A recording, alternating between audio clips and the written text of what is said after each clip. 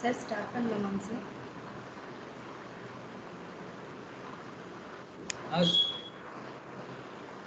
Okay, sir. Start பண்ணுங்க. Okay, sir.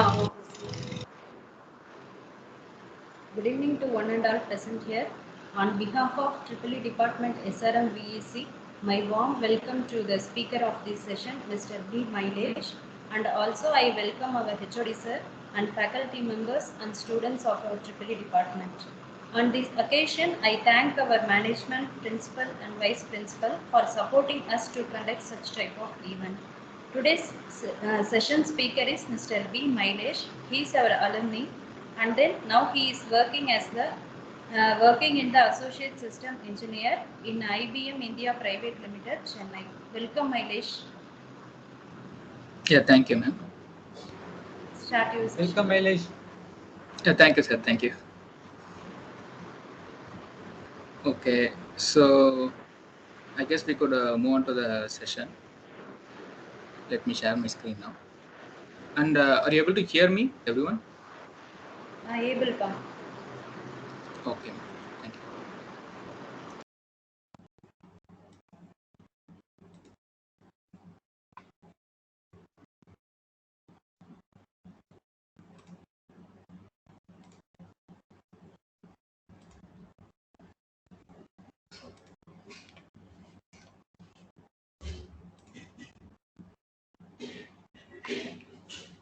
Okay, so the topic today which we are going to discuss here is an environmental impact review of renewable energy and its mitigation strategies. So, so far we would have come across so many topics in renewable energy, like the introduction or the uh, the type of renewable energy being used till today. So, yeah, so far renewable energy has given us many benefits over the conventional energy. But for any system or for any concept to exist, we need to consider so many features, right? So under such features and advantages and disadvantages, we are also considering the impact on how this type of renewable energies impact our environment. Yeah, let's move on to the topic. Okay, so yeah, before moving on to the topic, I just want to ask you people, like, how was your weather today? Like, it's already 6 p.m. and it's going to be night, but that's okay. But there is something behind this. Like, there is something behind this question. Like, how is your weather today? Okay, yeah. Can somebody answer? Like, how was your weather today? Like, how, because in this type of work from home environment, or in this type of agile environment, we will be working from different places, right? So that is why I just want you to answer this question. How is the weather today?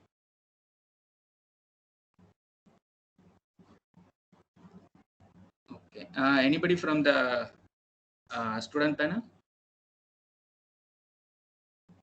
Okay, let's move on to the further slides, and you will get to know why did I ask this question to you. Okay.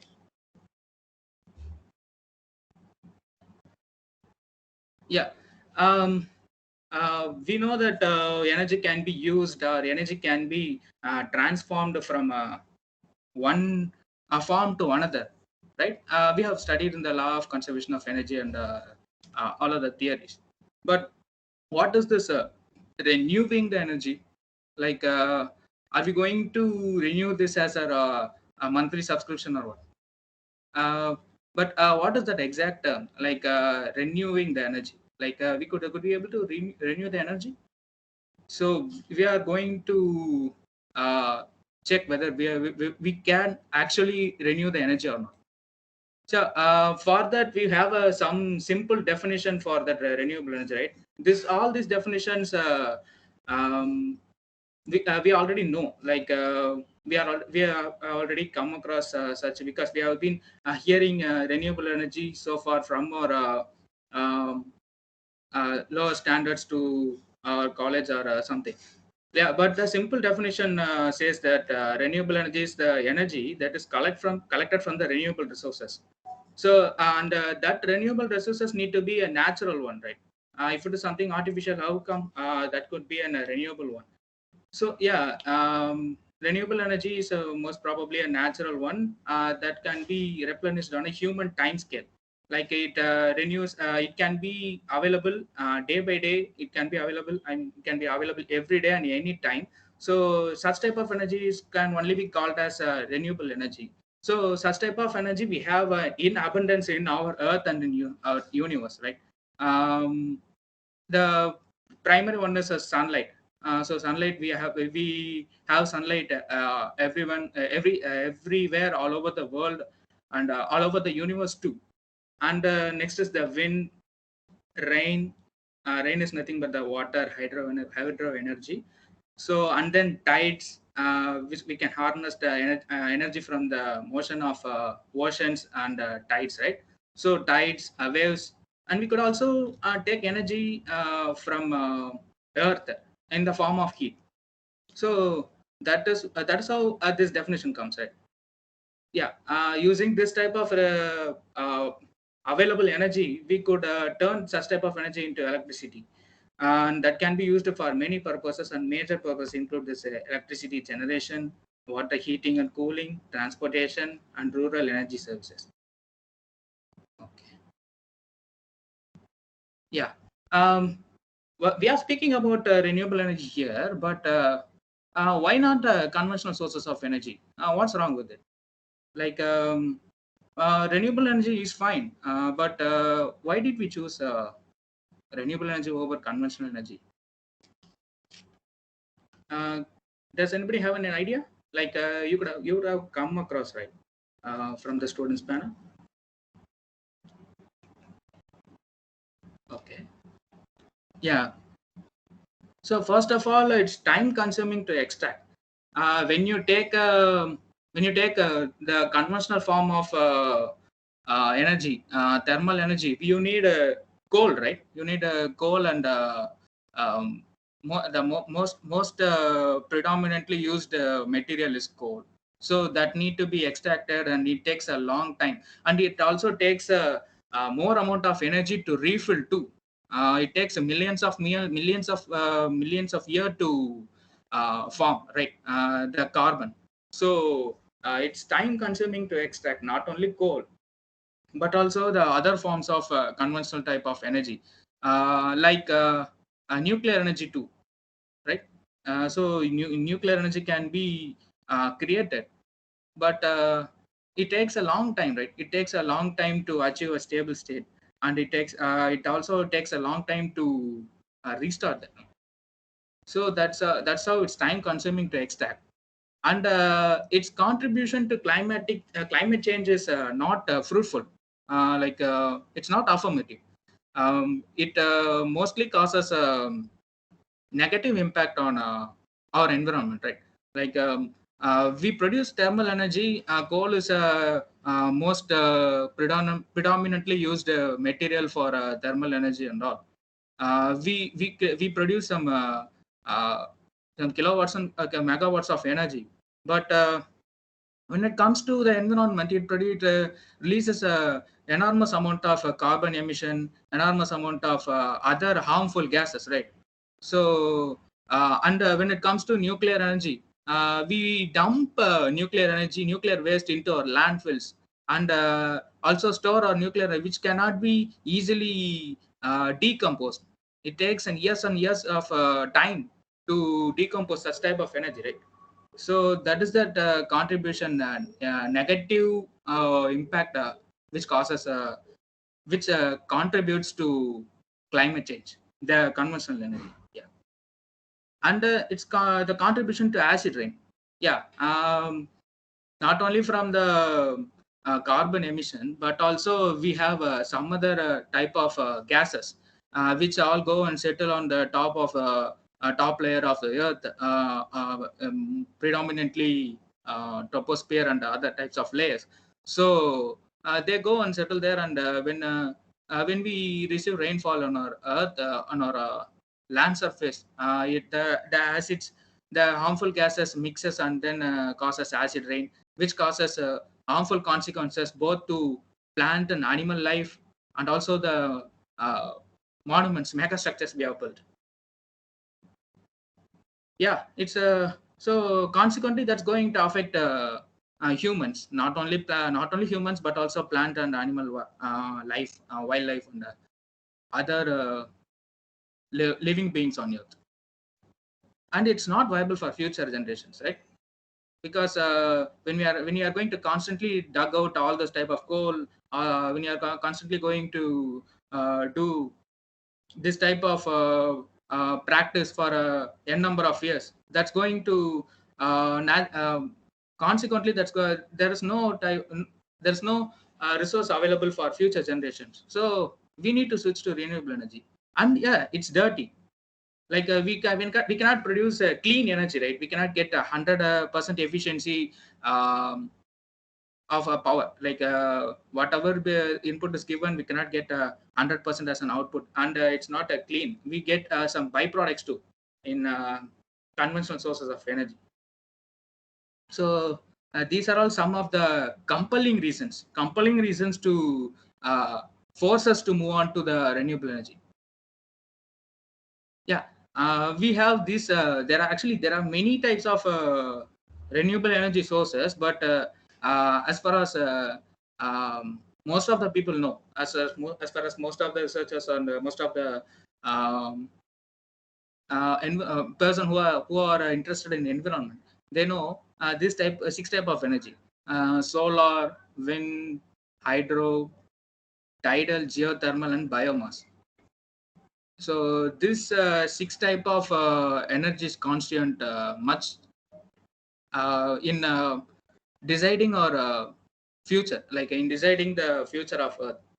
And yeah, we already know what these type of energies could do.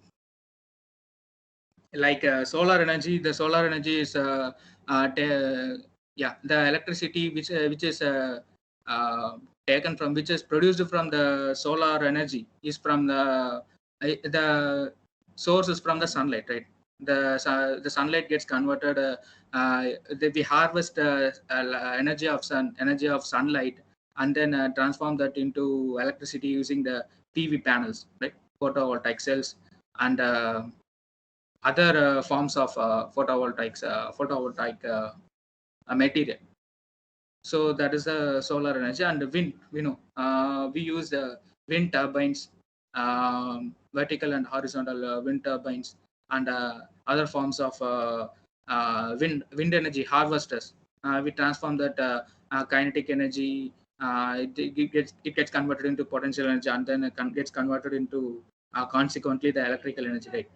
So that's how wind energy gets converted. And hydro. Hydro is from the electrical energy produced from hydro is from the motion of the water. Like we harvest enormous amount of water, and then we let it flow. So due to the kinetic motion of water, we use generators and turbines to harvest energy from the hydro power, like the motion of water. So that's how we get energy. And below three are somewhat identical. Like for all these three, we could use some solid form of devices to harness tap power, like device solid form of devices to harness energy. But below three is and the above three are most efficient ones when compared to below three types of energy as of now. Like there has been not much awareness on tidal energy and wave energy. Yeah, but because it has its own consequences and advantages and disadvantages. But tidal energy and wave energy has a lot more potential in the upcoming future. And geothermal is fine, but geothermal is only available to up to a limited type of capacity, limited capacity. So for that, but anyway, we have a geothermal that can be used for some considerable purposes.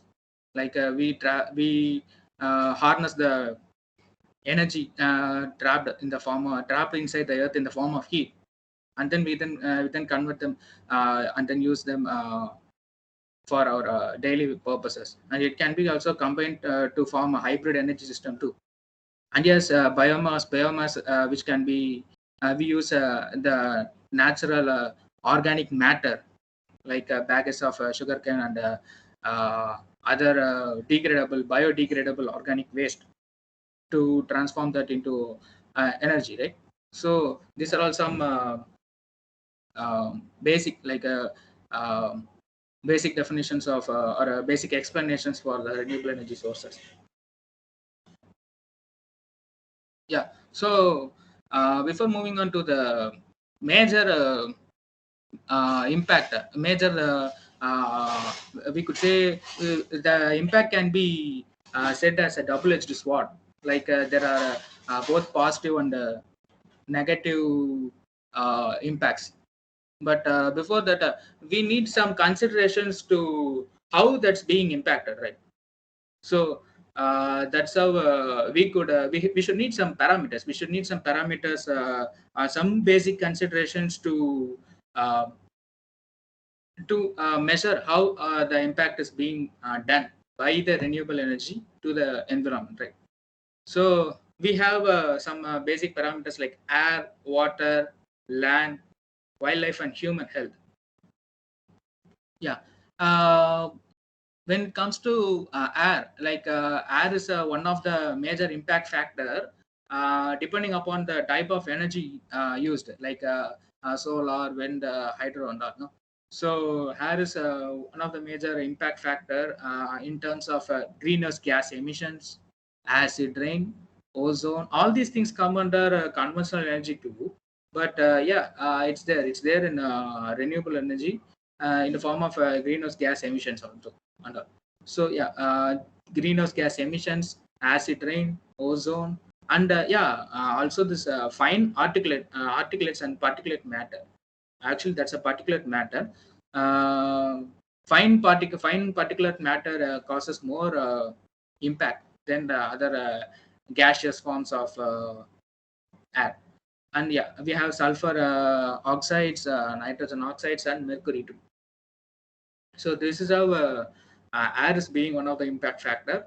And when it comes to water, it is the consumption, like how much we consume to produce a particular type of energy, like if it is solar or if it is um, wind energy. So the amount of water used, how much water the type of energy consumes to produce the final product, that is electricity, and how the renewable energies pollute water. So that is how we consider water as an impact factor. And next is the land. We already know, like land is the base for everything. Even though we have hydropower and other types of tidal energy and wave energy, land is the basic thing to, because that is on which we live, right? So that is one of the major considerable impact factor on site, both on site and off site. And next is wildlife. We on earth, we are not only humans, we also have animals and other species. So these are all the other factors that the other impact factor that we need to consider, like how this impact factors impact the renewable energy, and how the renewable energy impact these factors. So both goes hand in hand, coherent. So next, moving on to the next slide. Yeah. Um, let's start with solar. Yeah, that is the impact which we get from the solar energy. Let's see from the first factor, air. when it comes to air, we have some fewer greenhouse gas emissions. Let it be from the production to or the generation of electricity from the sunlight. We don't have much emission of greenhouse gases like carbon monoxide and carbon dioxide, right? So the major emission of a major contributor to greenhouse gas is the coal and other fossil fuels only. So we don't use fossil fuels in solar, so the air quality is not affected by the solar power, like solar type of renewable energy. There is no greenhouse gas emissions, but we could expect some greenhouse gas emissions from the generation of manufacturing of the devices which devices which harvest the sunlight and then transform that into electric power, right? So we the major device that's being used for harvesting solar energy is the photovoltaic panel, right? So for the manufacturing of a photovoltaic panel, it's going to take some amount of emission in greenhouse gases like carbon dioxide, sulfur dioxide, and other gases. Yeah. So when it comes to the manufacturing of devices for solar, that's going to be a impactful factor, the greenhouse gases. And it not only includes manufacturing, but also the transportation, installation, maintenance, and decommissioning. That is the nothing but the disposal. Okay. So air is a major contributor. I mean, a not major contributor for a negative impact. And next is the water. We don't use much water for manufacturing, but anyways, we use it for cooling purpose. Like we have a though we have a solar panel, photovoltaic collectors, and other type of solar collectors like parabolic mirror type collector, and we have such type of concentrators, right? Concentrators to harvest the solar power. So in that case, we need water to, we need a coolant. We need a cheaper coolant to keep the device from being disintegrated, from being degraded, and from being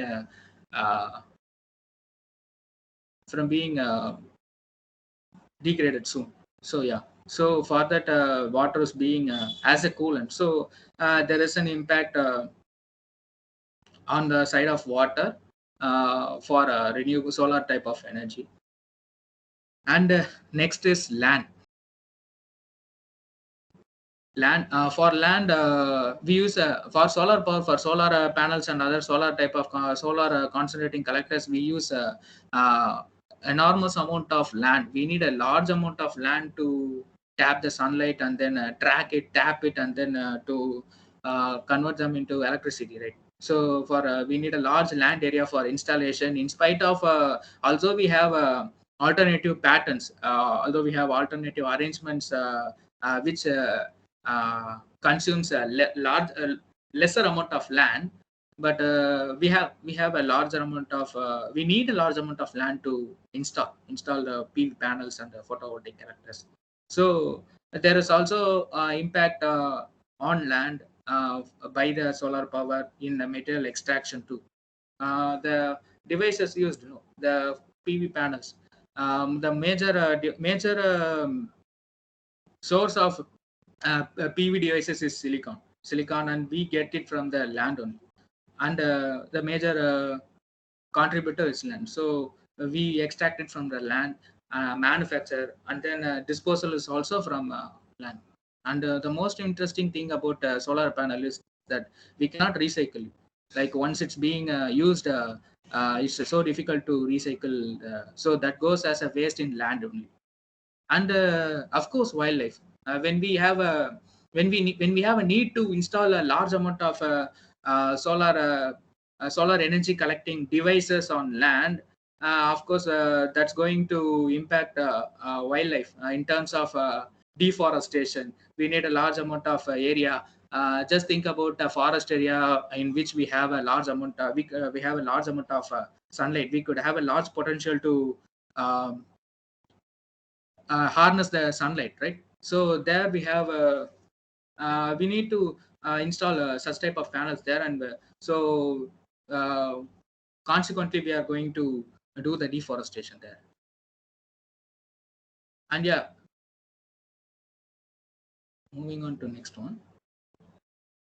Yeah, just like solar and just like solar in wind also, we have both positive and negative impacts. When it comes to air, there also we have a fewer GHG emissions, that is greenhouse gas emissions. But water for manufacturing, we don't need much of water in terms of wind power. And yes, land, for land we need to just like solar panels, we need a large amount of land area to install the wind turbines and wind harvesting energy collecting devices. So we need a so that impacts just like um, other solar panels. So, and yeah, in wildlife, birds are getting affected. Like birds are most often when they travel from migrate from one place to another during seasonal time, they get affected, get stuck, they get died, they get yeah from the wind turbines, right? The blades of wind turbines, and all those things are some 5 to 10 years before, but now the there has been considerations being done in the design of wind turbine blades, so that and also the design of wind turbines itself, so that wildlife and humans don't get impacted. And here we have the electromagnetic interference, but not in the solar power. Electromagnetic interference through the for the communication channels that's being laid in and around the wind turbines, right? And yeah, just as solar and wind, we have hydro. So here also, that's going to the major impact is going to be in terms of land only. We need to construct a big amount of dam. Mega size dam to collect water, right? So to collect water and then harvest the power. So that's going to affect the other areas when in terms of heavy flood, like if a dam breaks, or in terms of heavy flood or heavy rainfall, that's going to impact the surrounding areas from which it is located. So that's in hydropower, we could consider that as one of the major impact to land by hydropower. Yeah, we don't have much of impact from air, like much impact to air, and of course we have a much impact on animal habitat too in terms of flood and uh, heavy rainfall. Okay, sure. We have been discussing about impacts, right? We have been discussing about impacts, and we considered some basic factors from common man's perspective. But there is a technical procedure. There is a systematic way to do the impact assessment. Like there is an assessment for this, so through which we could accurately measure what type of impact is being done to the environment by this type of energies. Though these renewable type of energies are proven to be beneficial till date. So this is the environmental impact assessment.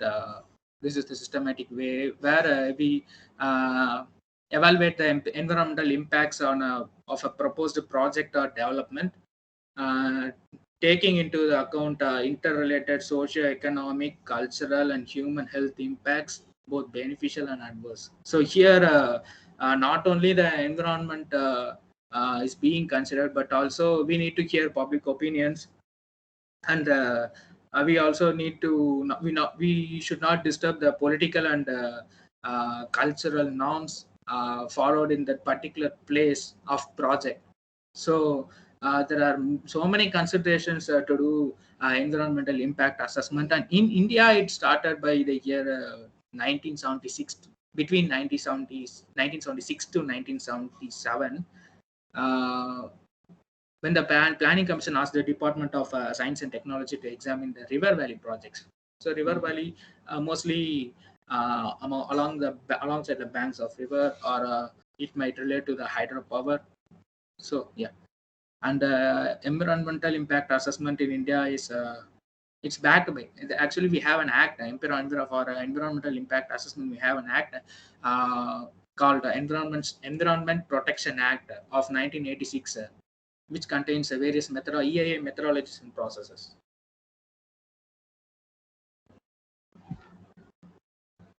Yeah.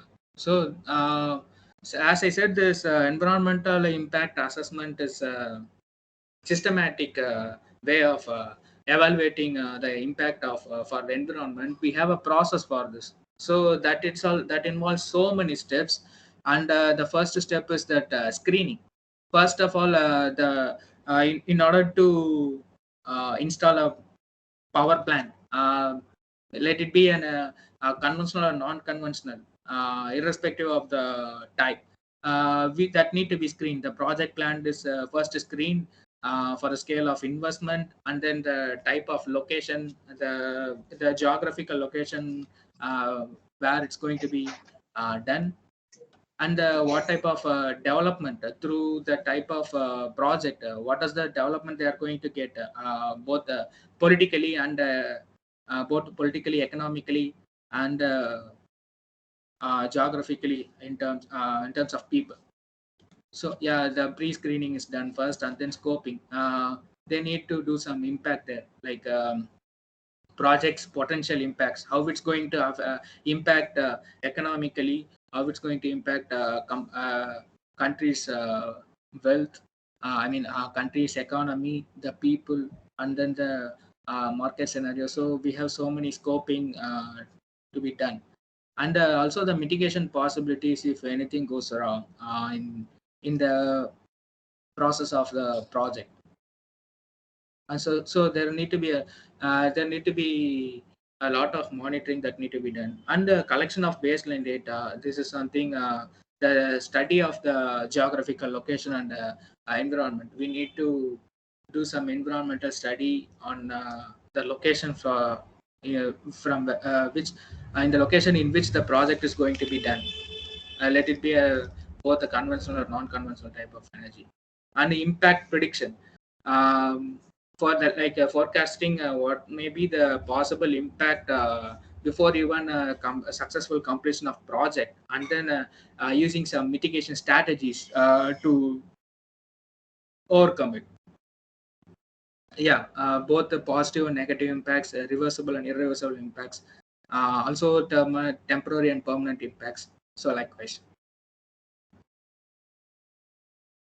Yeah, following the previous steps, we also have a few more steps in the EIA process: mitigation measures, and then EIA report, and public hearing. Of course, we need to hear from the public, like we need to hear the opinion and objection of the public, right, whether they are interested in this project or not. And these are all the pre-screening processes that's being done in EIA. So yeah, after hearing the public opinion and preparing all those EIA reports, we need to make the right decision. And then after making the decision, we need to put the plan to implementation, followed by continuous monitoring.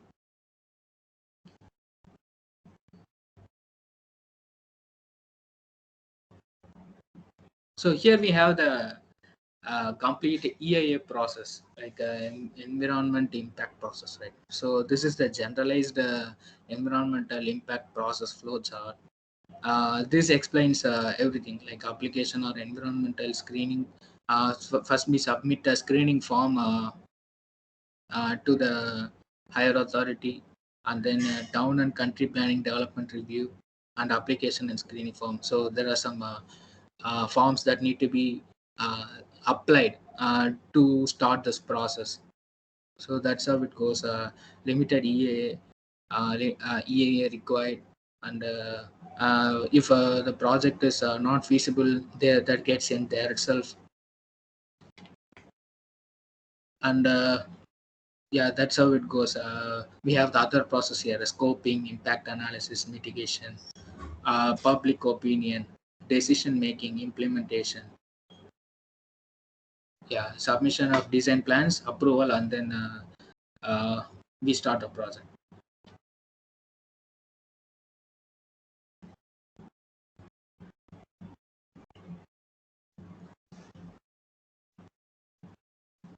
Yeah, so we have seen so far, we have seen the considerable impacts. What are all the impact factors that could probably um, that could probably impact the renewable energy, and then the renewable energy that could probably impact these environmental factors. And then we have seen the environmental systematic way through which a project can be done uh, eco-friendly, friendly. Yeah, that's environment impact assessment, right?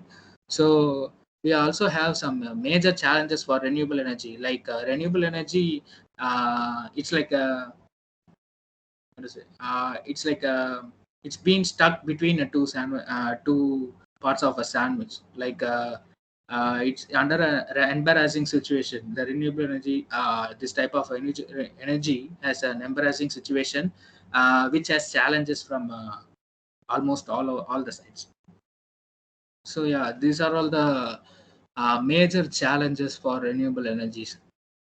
This can be interlinked actually. Yeah, first is the CO2 emissions, and then the climate change, and then the power quality issues.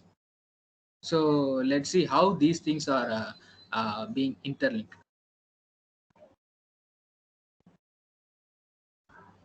Yeah, before stepping into the mitigation, let's see what CO2 emission is. Like that is nothing but a carbon dioxide emission, major contributor of a greenhouse gas that primarily deals with maintaining the level of CO2 in the atmosphere, right? So as far as we know, we have the major industries emitting carbon dioxide, and vehicular emission, CO2 emission from the vehicles which uses fossil fuels as an primary energy source. So those are all the major contributors to CO2 emission. That is a major component of greenhouse gas. So that needs to be mitigated uh, predominantly, primarily, in order to reverse the impacts, negatively made impacts by the conventional type of energy, which also affects the renewable energy. So that is the one. Um, since humans are consuming more energy than carbon sources, we leave carbon dioxide as a byproduct. Yeah, carbon dioxide is not only uh, emitted directly. There is there's not only a direct emission of carbon dioxide, but also as a byproduct, we consume more energy. Let's take digital screens. Even digital screens emit more amount of carbon dioxide. And it's recently an interesting fact says that during the pandemic, due to the more consumption of digital screens, because people are at home. So even Netflix released a statement that due to the um, more consumption of digital screens, the carbon emission as a byproduct has increased. Though pandemic has caused a major positive impact on Earth's health, that is environment. So when the level of atmospheric CO2 increases beyond a certain range, it could have serious impact on climate change. Yeah, that's as simple as that. Like there is certain level for the environment to bear up, right? So when it rises more, uh, that's definitely going to impact the climate change. One of the simplest thing is that CO2 goes and mixes with the ozone, right? Mixes with the ozone, and then divides this O3 into O2 and O. So we get a carbon monoxide and then other byproducts, which consequently depletes the ozone layer, and then that consequently has a UV radiation on Earth's surface. That also that so that chain goes on. Like if the UV radiation enters Earth, that's going to impact human and animal life in enormous ways. That we could say that if there is no ozone layer, if there is there is no thick ozone layer, we could get much of sunlight. So that why not? We could harness sunlight more, right? Then not having having a ozone layer. If we are not having ozone layer, we could harness more sunlight, but we get also UV radiation, right? So UV radiation need to be mitigated, and for that only we have this ozone layer, and that gets affected due to the unbalanced level of CO2. Yeah, the level of CO2 gets reduced effectively by reforestation. One of the simplest mitigation measures to reduce the level of CO2 is to reforest instead of deforest. So afforestation is the primary way through which we could because it's as simple as that trees consume CO2, right? See, trees consume CO2 in order for their survival.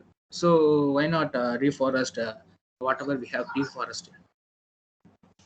So this is the simplest CO2 mitigation strategy.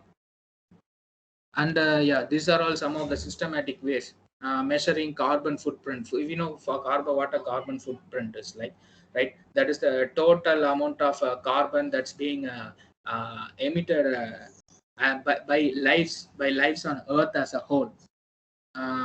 By assessing how much pollution and organization, this CO2 mitigation can be done in such ways, by assessing how much pollution and organizations action generate. You can begin to see how minor policy changes can significantly reduce a company's overall carbon footprint. So by introducing some simple policies that need to be followed by humans and then the machine processes, we could significantly reduce the emission of carbon. So yeah, carbon footprint can be measured by undertaking a greenhouse gas emission assessment too. So once the size of a carbon footprint is known, we could devise a strategy for that, right? We also have a carbon capping here. Carbon capping, that is a type of uh, mitigation strategy through which we could capture the carbon and particulate carbon from air, and then turn them into a solid carbon, which can be used for other manufacturing purposes. Emission trading, sometimes known as cap and trade policies. So this is another type of carbon capping strategy. So reducing fossil fuel dependence too. So this is something which is which is in hands of public, right? Using alternate vehicles, instead of conventional vehicles, e-vehicles, which is a hot topic in the market right now. So by reducing the fossil fuel dependence, already we all know that all those petrol prices have gone skyrocketed. So we are actually in a situation to move on to other type of alternate fuels, like hydrogen cells, e-vehicles. So that is how it's going to be the future, if for a mitigation of CO2 and other environmental negative impacts. Yeah, that's the same thing here. Driving a low carbon vehicle, that's nothing but a e-vehicle, voluntary offsets, and as simple as that. That's planting trees wherever we go. Let's just plant a tree wherever we see. So, and also we have forest management. We could have a systematic way of managing forest, like how much. Um, how much is being deforested, how much we need to afforest, and each and every companies need to take some CSR responsibilities to maintain the area, to maintain their special economic zones without emitting much carbon and other greenhouse gas emissions.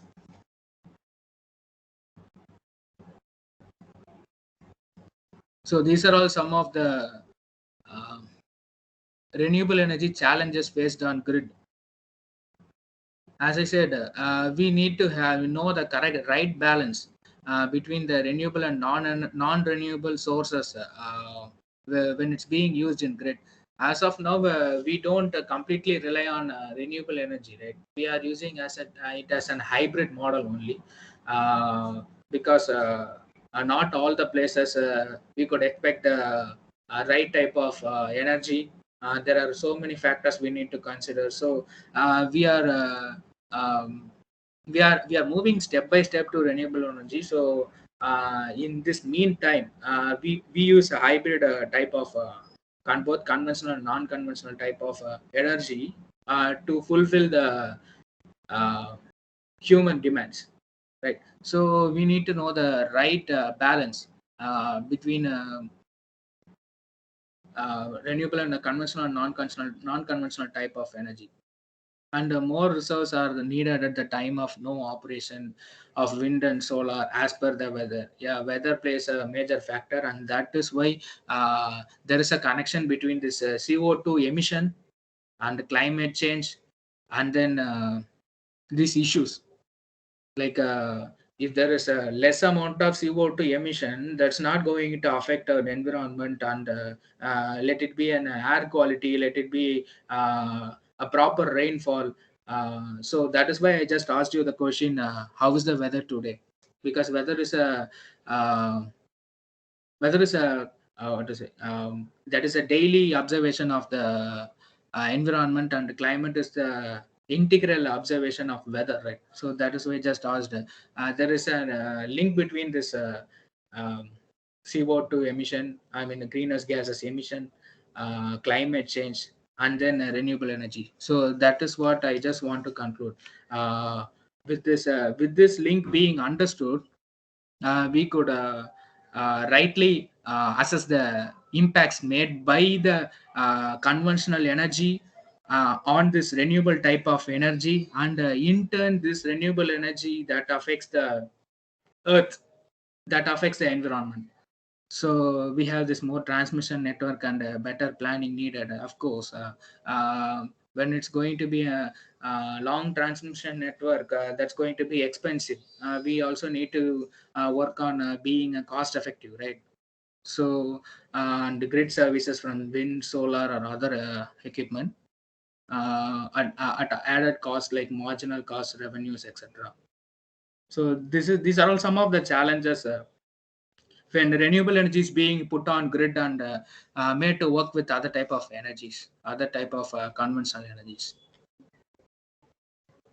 So yeah, with this, I would just like to conclude that we need to understand the relation between this carbon CO2 emission, which in turn affects the climate change, and the climate change, which in turn affects the performance. I could say performance rather than impact.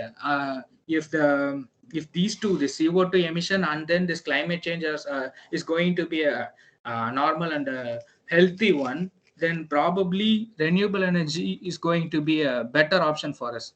We chose renewable energy from in order to escape from the conventional harmful impacts of conventional energy.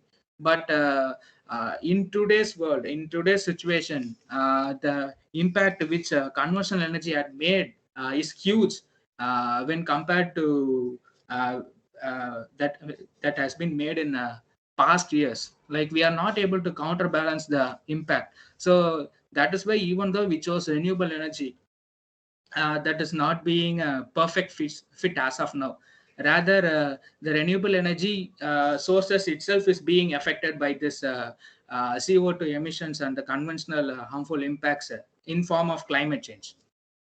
So yeah, with this I just want uh, ask whether you people have any questions regarding this lecture. Thank you, Mailesh. Students, you can ask your queries.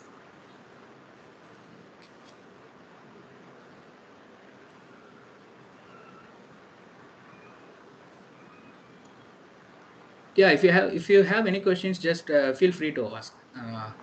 Like there is not being much technical part being discussed here. Everything is about protecting the environment, which we have been studying right from our childhood days, and it's so general.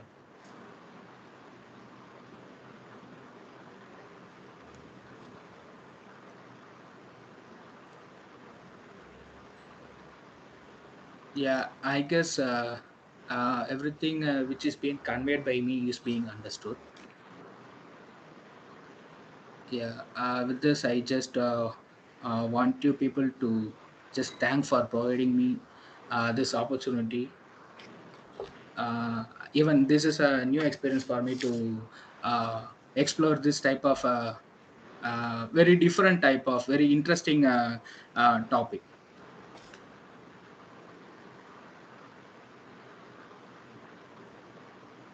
Okay, Mailesh. I request you all to turn on video for photo session.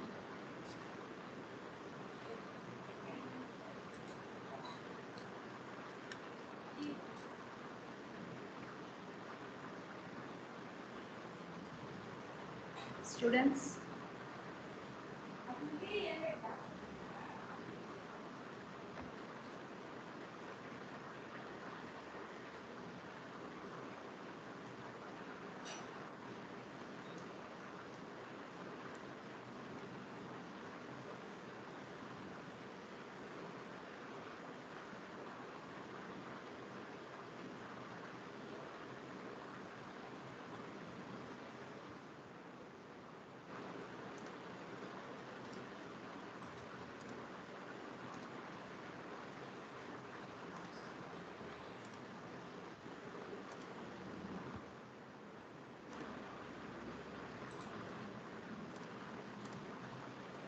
okay, Mailesh, thank you.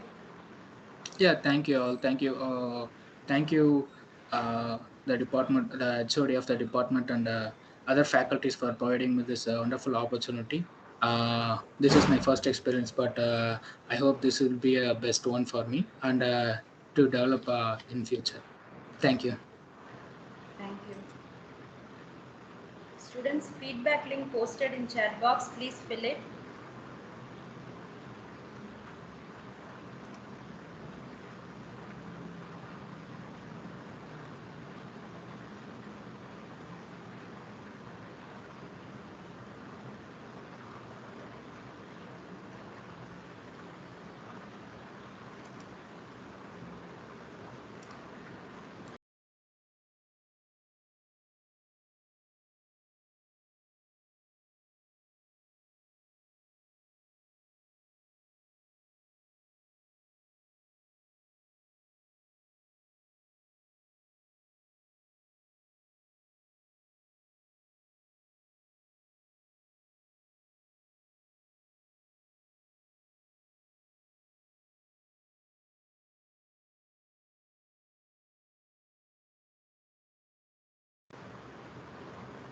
Students, before leaving the meeting, fill the feedback form.